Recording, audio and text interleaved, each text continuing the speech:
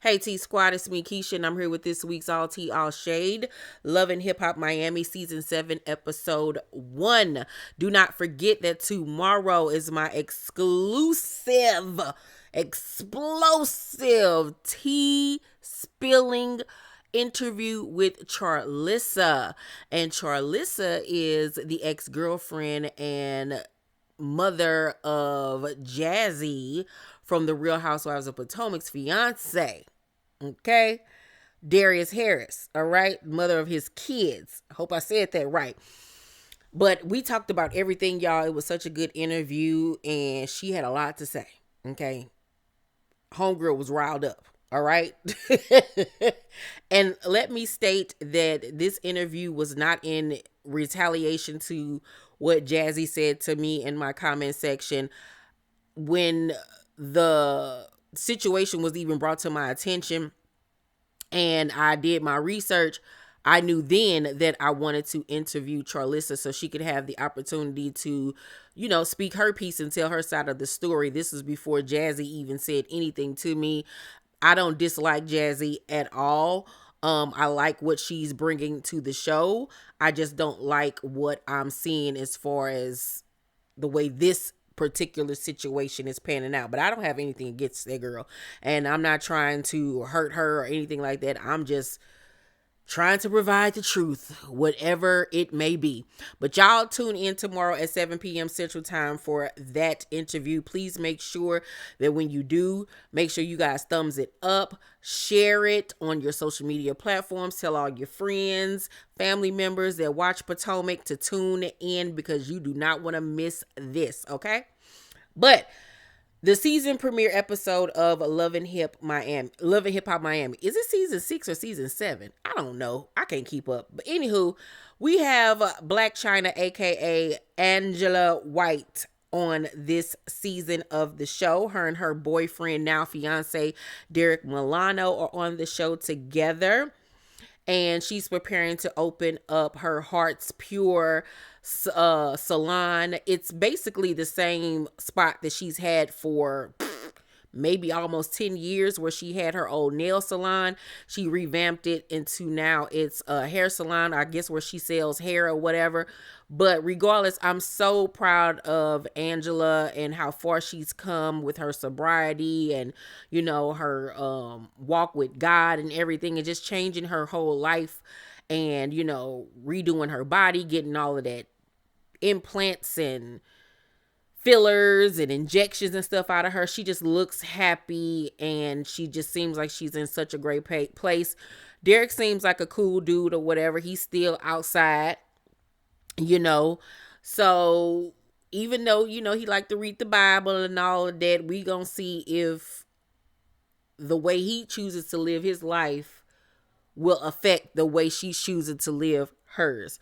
But I think that Angela is gonna be a good addition to the show. I think she will bring some type of positivity and balance to this ratchet show. Okay. Then we go to Amara La Negra, who last season we left off, she was engaged to Safari. They're no longer engaged as of right now. In current time, they are really good friends. They do YouTube videos and everything like that together. And while filming, she was moving out of her mansion into a new home that she's purchased. I got to see the house on Safari's YouTube channel about a month or so ago. The video is still up, and the renovations look spectacular. It is a total contrast from that mess that she left. That old 1970s, what's that man name? Oh my God, it's on the tip of my tongue. Liberace monstrosity of a home. That place was so gaudy and ghetto, okay? But her new home is so modern and streamlined. It's huge, you guys. She got her own hair salon in there. She has her own indoor pool in the house. It is gorgeous, okay? And she got her bang for her buck. So shout out to Amara. Then we go to Trina and her new husband Swerve, but nobody knows at that point that they are married. They're keeping it on the low. She seems very happy, very in love. They're all over each other. They're in the honeymoon stage, and she is feeling him. And he's a nice looking man. He's very cute or whatever. He looks like he might be younger than her. He looked like he might be late 20s, early 30s. I'll be shocked if he is her age. But they seem happy. Now, last season she said the boy was in real estate. Now, I don't know how much I believe that now. He might be a street dude, you know what I'm saying? But I guess we'll find out as the season goes. Then we go to Flo. I don't even know why Flo and Marlon and the sister that look like snot are even still on this show. Their storyline is just so outrageous and dumb, and everybody's stupid, and everybody need Gill, and everybody need a STI check. Like, the whole family is just nuts and nasty, okay? But Flo is back this season with a $2 million home that she says she just purchased, but Marlon is there with her, basically being the manny and the housekeeper and the landscaper and the decorator, the cook, and everything else. He trying to earn his keep so he can, I guess, have free shelter, which once again doesn't make sense at all. If my husband slept with my sister, he would be nowhere around me. This is why I'm like, either y'all are all nuts and cuckoo for Cocoa Puffs, or that was some BS, okay? Because this just does not make any sense.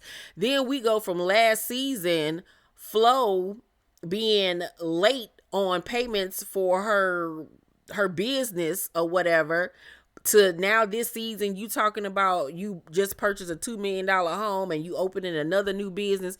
Girl, something ain't clean in the milk. I think she's stunting and fronting for the show. It's probably an Airbnb, child, because that looked like furniture that is brought in by a decorator to stage a home. It doesn't even look like it's furniture that she actually picked out herself. I would be shocked if that is her home, okay? But it's very much giving me that she's just trying to prove that she's not broke, but it's screaming broke. Okay. Flo says that she's still mad at Amara for last season. What did Amara do to her? Child, I don't even remember what Amara did to her. I don't even honestly even really care, because it was probably something stupid. I don't even remember, child. Then we go to Trick Daddy, who is preparing to perform with an orchestra. It's a really big deal. The mayor of Miami is coming out. Trina is supposed to, of course, pop out and perform with him, but that heifer did not show up for rehearsals or anything. Once again, Trina is half-assing it. Trina ain't worried about nothing but eating and screwing that man, child. Because Trina is my size now, okay? Trina the got big, honey, and that stomach is bigger than her titties. And I'm just looking like, girl, you still out here trying to dress like you 50 pounds lighter. And it ain't that at all. So Trina show up with her husband. All she doing is kissing on that man and tonguing him down in front of everybody. Meanwhile, she got a whole dress malfunction. And Trick come in like, are you ready? She sounds like, I'm not ready yet. I'm trying to get my clothes together. If I don't feel confident, I can't go. Well, girl, didn't nobody tell you to wear that sheet? That piece of fabric. Nobody told you to wear something that you were obviously too big to wear, girl. Then you saw her Spanx underneath trying to hold in that stomach, and it didn't hold in nothing. Okay? It looked like she had exhaled. And I'm like, if this you supposed to be so in love with this man and he didn't tell you to go change your outfit, girl, you looked a mess, okay? And then I just don't understand how Trina always got an attitude and always talking about how you ain't gonna rush me, and you about to perform. You supposed to be this girl, that girl, the rapper, the baddest, and you're right. You give the baddest performances, like, because what are you doing? It's like she only cares when it's televised or something like that. Like, she did a great job at the BET Hip Hop Awards this year. But it's like, girl, what are you doing? Like, get it together. Like, she is so unprofessional. My God. So Trick ended up snapping on Joy because he was mumbling under his breath about Trina, and Joy was like, "Is it a problem or what's wrong or something?" She said, and he was basically like, "Shut up talking to me," because he even said to her that y'all too afraid to check her and tell her about herself. And I agree, because Trina got a lot of yes people around her. She don't have nobody around her that's telling her, "Girl, you need to get it together. Your attitude is stank. Your work ethic is not good at all. Like you got to get it together, girl." Okay. And even though what he was saying was right, he didn't have to snap on Joy like that. And he even went so far as to tell her not to ever speak to him again. And she was like, "You know what? You showed right. You ain't never got to worry about me." So it's time for them to perform. Trina come out when it's time for her verse. She getting her microphone together as she's walking out on stage. Like, what are you doing, girl? Then she get out on stage. The mic is giving feedback. Her earring that she decided to wear as a skirt ended up malfunctioning and splitting in the back because, like I said, she too fat for it. And it was just all over the place. It was all over the place. I felt bad for Trick, because Trick actually be professional and on time and ready to work, and she ain't never got it together. And it's embarrassing. It really honestly is. Brooke, my girl Brooke, is back, and she visits Amara at her new home, and Amara showcases her new tatas. She got her some new breast implants, and they sit down and talk, and Brooke suggests to her that she have a conversation with Flo and Eliza so they can squash whatever animosity they got going on. And in the process, she also tells her that she won't be able to attend because she is pregnant with her third baby, and it'll be her and her husband's fourth, because he had a daughter from a previous relationship and she had a son from a previous relationship, and then they have a daughter together, and now they're about to have another baby together. So shout out to Brooke. I love Brooke. I'm so happy to see her back on our television screens, and I hope she has a happy, healthy baby if it's not already here. Angela has her grand opening in Los Angeles, and her kids was there. Derrick was there. Bobby Lights attends, and he talks to Derrick, and Derrick says that, when they get to Miami, because they're going to Miami so he can finish working on his solo album. And he says that when they get down there, he outside. He's going to be having fun. He still drinks, even though Chyna doesn't. And he was like, I deserve to have a good time. And he does. You know what I'm saying? Bobby, however, warns Angela that, it's crazy in Miami, girl, so get ready. And she knows how Miami is because she lived there for quite some time back in the early 2000s. So, she's a little cautious. She's a little cautious because this is going to really test her and him and their relationship. Trick ends up going to the hospital. He's been ill. He suffers from, what illness does he have? Lupus? Does he have lupus? I think it's lupus. But it's Trina Day, and Joy tells Bobby and Hot Topic that she found out that Trick was in the hospital, and how normally she'll go run into him to make sure he's okay, but she's not doing it anymore because he constantly shitting on her, and like she's just done. And Zoe performs, and Zoe was way more confident than she was last season. Her confidence has risen, honey. She was talking to the crowd, she was dancing, and it was really refreshing to see her step her game up and be so confident in her craft. Hot Topic and Bobby have a one-on-one conversation about Trina, and Topic says that Trina been distant ever since she got with Swerve, and that she feels like he has a hold on her and that he think he can get over on her.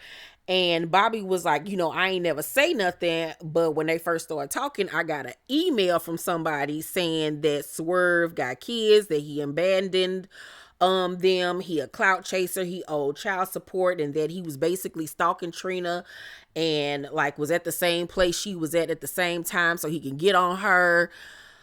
Whew. And Topic was like, "So you ain't told Trina about this?" He was like, "No, he kept it to himself." And she was like, "Well, you don't tell her, I'm gonna tell her." And I agree, you do need to tell. Is she gonna listen? Probably not. How situations like that go. Sometimes it is honestly better to just keep stuff to yourself because, baby, when it comes to somebody, man, and they kids and they money, you can't tell them nothing. And Trina seemed like she one of them hard-headed people that be like, you stay out my business, y'all just hating, da da da, y'all don't want to see me happy, blah blah blah blah blah. Do I think it's something up with dude? I got a question mark. Nah. He just looked like, he ain't all that he cracked up to be. He probably does really love her and care about her, but he seemed like he talk a good game and probably over there dicking that old lady down. She don't know what to do with herself now. Then at the end of the episode, Amara meets up with Eliza, and Eliza lets her know that she's a new grandma. Her daughter ended up having her baby early. And Amara was like, "You mean a granny?" Amara was being so shady. She was like, "No, a grandma. I'm not a granny." And she was like, "What, you don't want to be known as a granny because you don't want to seem old?" That was like, Amara, you ain't shit. So Eliza starts off by asking her, like, "Why did you ice me out again? Like, I thought we were straight." But before Amara could answer, Flo arrives. And I don't know what in the hell Flo had on. I don't know if it was a swimsuit with some type of cover up or a bodysuit with a cutout blazer. It was a mess. That's all I know. She just looked like an unwrapped gift that they tried to wrap and put it back together with tape. It was a mess. So Amara confronts Eliza for showing Safari's Peter Weeder to everybody last season. She felt like she should have took her to the side and talked to her. And then she tells Flo that it was disrespectful to be flirting with Safari in the studio.